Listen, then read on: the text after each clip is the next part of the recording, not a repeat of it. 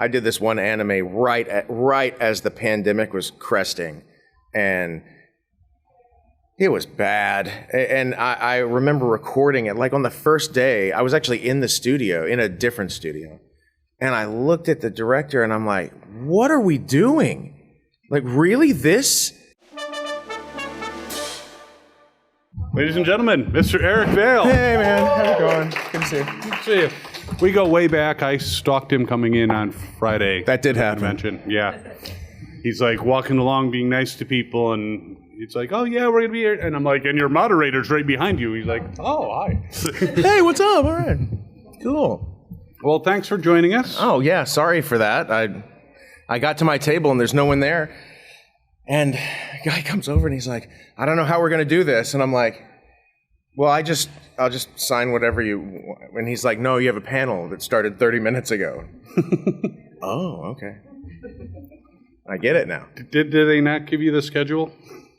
They did, but my schedule says noon. Okay. I have my schedule says that I have photo ops and a panel both at noon. And I was like, I don't know how I'm going to do this. So they switched around a lot of things. Well, and we're here now. So, but yeah, awesome. So just to jump right into it, and if you guys have questions, please raise your hand and I'll call on you, and it'll be just like school. Swear. Not an assassination classroom. In fact, we'll start with your question right here. This is a question for Eric. Yeah, don't ask me any. What was your favorite part of voice acting Sanji song? When the check cleared and the money goes into my bank account, and then I can pay my bills. It was amazing. I love. My favorite part of playing Sanji is never. It's never what you would think it would be. It's never like a certain scene or a certain moment of the character.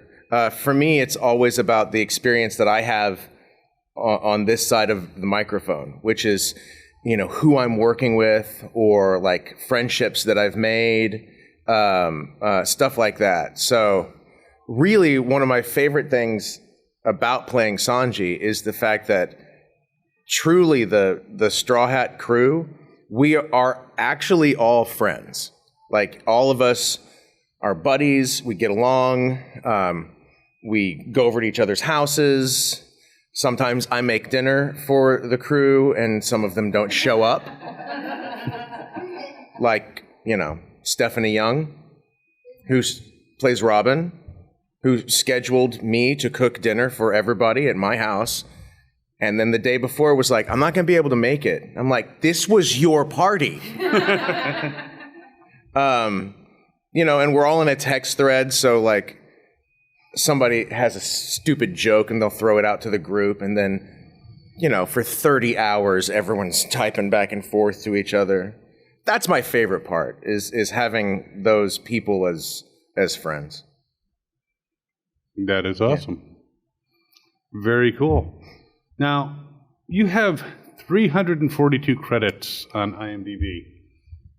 How do you keep track of all these characters? Oh, I don't Lots at of voice all. references. Oh yeah, vocal references. Also, I depend on you guys. People will come up like yesterday. Somebody came up and was like, wanting me to sign a character from a show that has been so long. I don't recall any lines from it, and so I'm like, do you know any lines? And they were like, no. And I'm like, all right, well, let's get the internet out and see. You know, so yeah. It's hard to keep it all in my head, so I don't. Well, that makes sense. If you can't, that's why they have, the internet. Did you have a question? How did it feel to play a lawyer? Well, lawyer. You know, it's a little different. That's the thing, is what I learned about Phoenix Wright before I played him. I wasn't playing a lawyer. I was playing Phoenix Wright, who happened to be a lawyer. So that's kind of how I approach the characterizations. Like, Like Sanji, how would you play a pirate? Well, he's not a pirate. I see him as a cook, and a crew member. So not really play a lawyer, just play the character. And I had to know about that character, and so I do the research and understand some of the fandom online and what people think about him. And so I really tried to go at it from that angle, Yeah. And trust me, fictional portrayals of attorneys are nothing like real life attorneys. That's true. They are sitting there in their offices doing research most of the time. Very rarely is the Matlock moment that, everyone's like, and a few people got that reference. I get the Matlock reference. Well, we're slightly more advanced in years, let's put it that way. Yes, we are. Any other questions? Because awesome. I was watching One Piece, and I noticed that you were also credited as a writer on that. Yep. What was that process like? Were you starting to write for the show first before you were voicing Sanji? Yes. Yeah. I was a head writer up at Funimation for about 10 years, and I managed a lot of different properties. It's got to be. I counted one point; it was over 50 different properties. And I managed a team of writers, usually about 12, sometimes 20 people, depending on how many projects we were working on. And, One Piece was recorded at 4Kids for 2 seasons, the first 2 seasons. And then I don't know why or how they lost the license, but they did, and Funimation acquired it. So we picked up at season 3. So I was given One Piece, and I had to. I watched all of season 1 and 2 to understand what was going on, and then I started writing episode 1 of season 3, and then I wrote all of season. My memory may be wrong, but I think I wrote a tremendous amount of season 3 and 4 before we were casting. I may be wrong about that, but that's the way I remember it. But I was deep enough into the show that I knew all the characters really well. And then when it came time to audition, I auditioned for Zoro because I felt like that was most in tone with my voice, and that's not the role I got. So, yeah, Oda knows better than I do. So he's the one who made the call. So yeah. So that was it. That was the writing process. Yeah, it was fun. The writing was not fun, actually. I'm sorry, I take that back. It's incredibly time-consuming. It's very taxing. I was working at the time like 70 hours a week writing stuff at home, and then I still had to go into the studio to record whatever I was recording on. And during that time, I was also directing, so it was exhausting. So. It was all over the place. Eventually, I lost the writing job for no reason. They just told me I didn't have it one day, which is very strange. They tried to rehire me a few months later, and I'm like, I know this trick. I'm not going to do that. But really, that losing that writing job was great because I got my time back, and then I was able to sleep. Yeah, sleep, spend more time with my family, and focus more on acting. So it was really the best career thing that ever happened to me. Yeah. But did you get some benefits from all that time writing? I mean, did that affect your performances and? Well, yes and no. I mean, if you in the entertainment business, every aspect of it you can work in helps inform other aspects. So if you're writing and directing and acting, it helps you understand the other sides, right? And so writing for anime in particular, adapting those screenplays, really let me as an actor understand the timing of it better, so I can be a more efficient actor in the booth. So yeah, it helped, but it also took away from the writing that I wanted to do independently.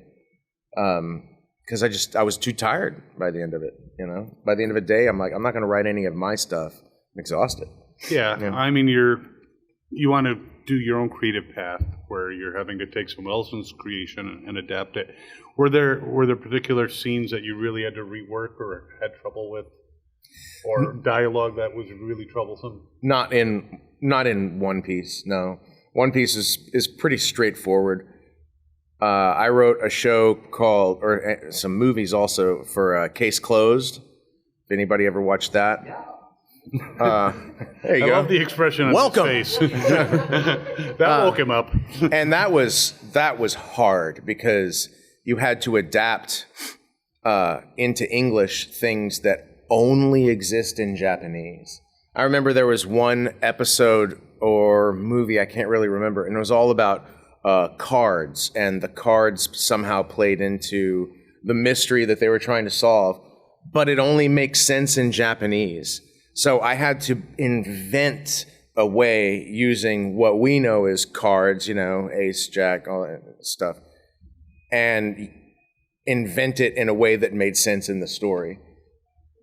That was hard. Yeah, that was very challenging. Well, good job. Thank you. More questions?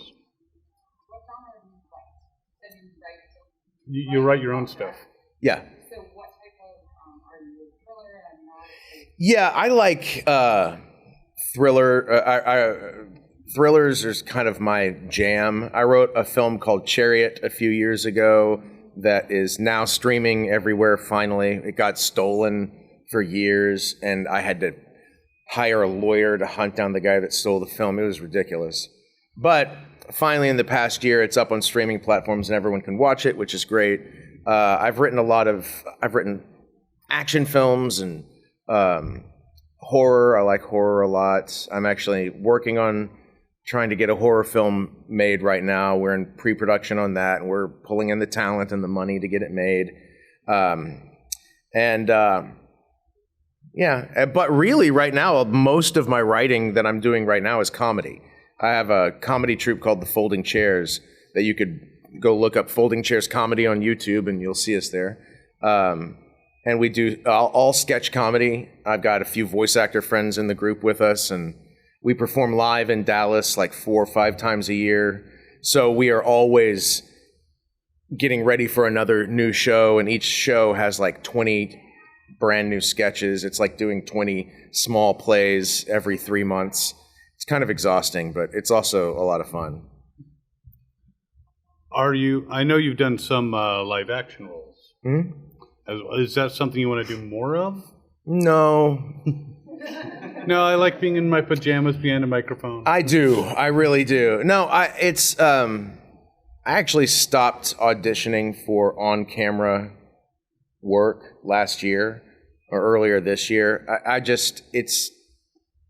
It's not what it used to be.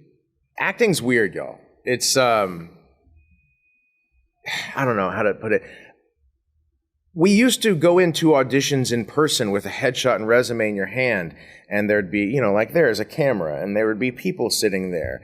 And I got to audition a role in front of people, and you put me in a room like that, and I can close the deal. But because ultimately, when you're working on a filmed project, you want to work with people who you want to work with. People who are filming things, it's so challenging, it's so difficult, and the time constraints are so real that you want it to be fun, but you want people to work efficiently. And you can tell when you're in front of somebody if you have that kind of work relationship. But once the pandemic hit, all auditions are self-tape. So you're alone in a room with a camera, and sometimes I don't have anybody to read with me, so I would have to record my own self and read with it. It became so prohibitive to the process of acting that I got angry with it. So I'm like, I'll stop. I would rather focus on the stuff I know that I can do well, that people are happy to have me do, like voiceover, instead of constantly struggling to get a job, that's going to pay me $800, but I have to travel out of town for, which means I'm going to be away from home for 3 days, but they're not going to pay for my hotel. So I have to pay for the hotel for 3 days, but the gig only pays me $800, and at the end of the day, I'm only netting like $200. I'm like, that's just not worth it anymore, you know? So, life of an actor is not all it's cracked up to be sometimes. Totally understand. I did a gig in New York City, but I stayed with a friend so that I didn't have to worry about, you know, yeah, when you can do that. I don't have any friends, so. I'll be your friend. All right, that's cool. Thank you. What's up, bud? Hey,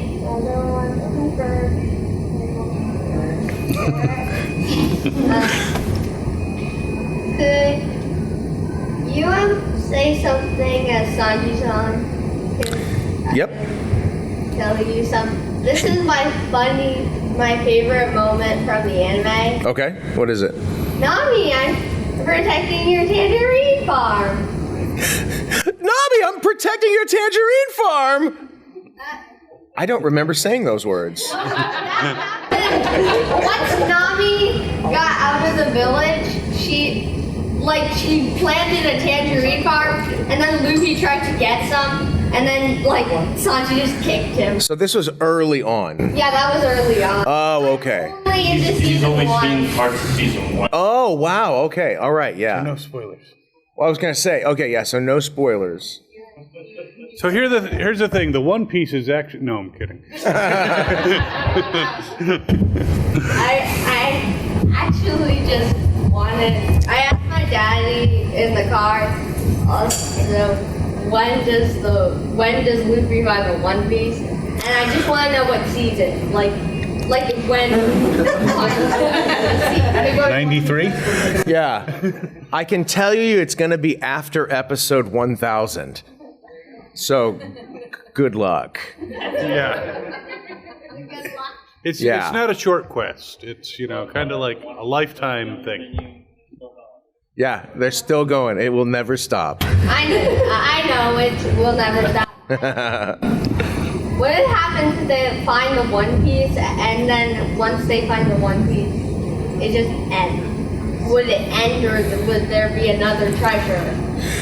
Look, the one thing that I know about filmed entertainment is that if it's making money, it never stops. Look at Star Wars. They're just gonna keep making whatever. Eventually, there's gonna be. I guarantee you, eventually, there's going to be some soap opera set in the Star Wars universe. Just like General Hospital, but it's like, Empire Hospital. I saw you with that droid the other day. What were you doing? Exactly. It's going to happen. However we can make the money, we're going to make the money. So One Piece is like the biggest show in the world, right? There's, if you're making that kind of money off of something, when you say it's over, it's not over. It'll be back around somehow. They're already remaking it. It's not finished. It's not finished, and they're already doing a remake of it. So, no, the remake of One Piece anime. I don't know. It's what studio? Wit Studio. They're doing it, see? That's what I thought. I'm like, okay. So yeah, so they're apparently redoing the whole thing. I'm like, all right, go to town, y'all. That's fine. Do you prefer a one-time, or do you prefer, you are a character for a lot of seasons? Because I notice you have, certain characters that you play, 1 or 2 episodes, and then, the Fairy Tail and One Piece, you have a character that you play for a while. I mean, as an actor, I prefer to have a character that I can portray in the long term, because it feels like that's more satisfying to me and probably more satisfying to the audience, that you can watch a character have an arc. But I sometimes the cameo smaller characters are a lot of fun, so really I like to enjoy it. Some characters are boring, And they just come in and they say a couple of things like, I don't know. I did this one anime right as the pandemic was cresting, and it was bad. And I remember recording it, like on the first day, I was actually in the studio, in a different studio. And I looked at the director and I'm like, what are we doing? Like, really, this? And it was all about actors in a play. And it was weird because the script kept referring all these actors, they were going to practice, you know? And they recorded most of the show, like half the show before my character showed up. And it's like, hey, we're going to practice. And I recorded a line like, all right, I see you guys at practice. And then I stopped and I looked at the director and I'm like, what do you do when you're in a play and you go to read the lines with everybody? Yeah. And she goes, rehearsal. And I'm like, then why are they saying practice? And she goes, oh, crap. They had to go back and re-record the first 10 episodes and replace practice with rehearsal. And, you know, stuff like that. And the character that I played was dumb. And there was nothing there. And the show was kind of a nothing show. And I said this on a panel one time, and then somebody in the back stood up and they were cosplaying one of the characters from that show. And I'm like, and she was like, it's my favorite show. And I'm like, look, it's good. I'm glad that's somebody's favorite show. I did not have a good time. Well, unfortunately, we are out of time. Yeah, sorry about that. That was my bad. Or, no, it wasn't. Somebody else did that. If they gave you the wrong time, then we're going to find that person, we're going to hunt them down, and we will kill them. Oh. I'm fair. Let's do it. Let's do that thing. Yeah. Wow. Look, if I have a choice, just kill me. Please. Yeah, I was being relatively nice. Thanks, man. Thank Been you. a lot of fun. Thanks, everybody. Sorry about that Big lateness. round of applause. This is Brandon McInnes, the voice of Finral in Black Clover, and you're watching Fandom Spotlight. Please subscribe, please. If you don't, I'll be sad, okay? Thanks. Bye.